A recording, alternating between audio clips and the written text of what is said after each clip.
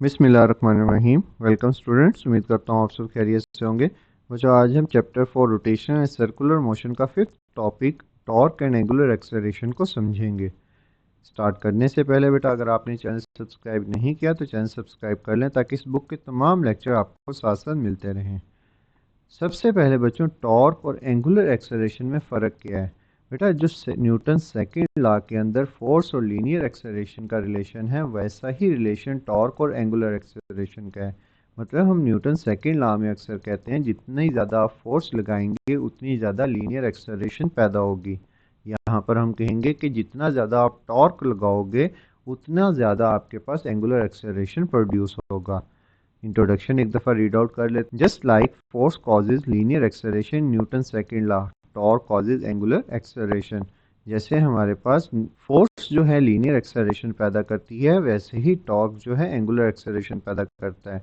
Torque and angular acceleration are related in a similar way to how force and linear acceleration are connected. Imagine a small mass m rotating in a circle at a distance r from the centre, मतलब axis of rotation. मतलब हमारे पास ये एक mess m है जो rotate कर रहा है अपने एक्सिस ऑफ रोटेशन पर। इस मैस के ऊपर जो फोर्स लग रही है वो इस डायरेक्शन में है, मतलब F is equal to M A. और इसका जो मोमेंट आर्म है, मतलब एक्सिस ऑफ रोटेशन से इस मैस तक का डिस्टेंस वो आर है। और मोमेंट आर्म और फोर्स के दरमियान एंगल है 90 डिग्री। अगर हम टॉर्क फाइंड आउट करना चाहें तो बेटा टॉर्क का फार्मूला होता है R cross S sine theta. अब यहाँ पर हमारे पास साइन थीटा 90 डिग्री है, तो हम 90 डिग्री पुट करेंगे तो साइन 90 होता है बेटा हमारे पास 1। तो ये इक्वेशन आ जाएगी हमारे पास, torque is equal to r cross F. अब हम एफ फोर्स की वैल्यू फाइंड आउट करेंगे और फिर इस टॉर्क के फार्मूले में पुट कर देंगे।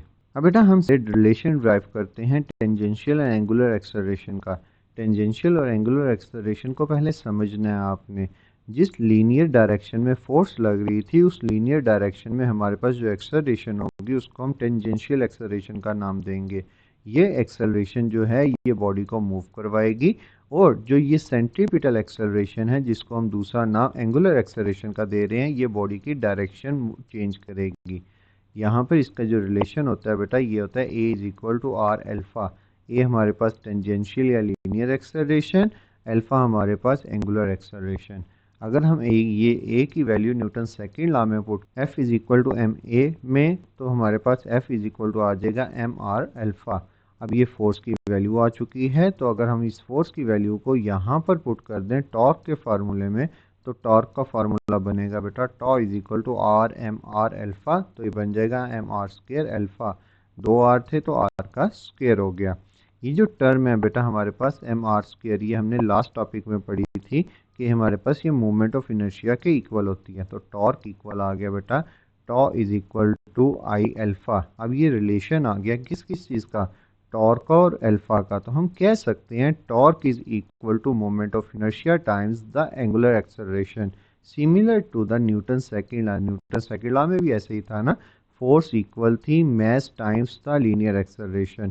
तो हम कहेंगे हमारे पास टॉर्क और एंगुलर एक्सेलरेशन का भी वही रिलेशन है जो हमारे पास फोर्स और लीनियर एक्सेलरेशन। बच्चों, अगर लेक्चर अच्छा लगा हो तो लाइक और सब्सक्राइब करना मत भूलिएगा। अगर आपको कोई क्वेश्चन है तो व्हाट्सएप पर भी कॉन्टेक्ट कर सकते हैं। थैंक यू, खुदा हाफिज़।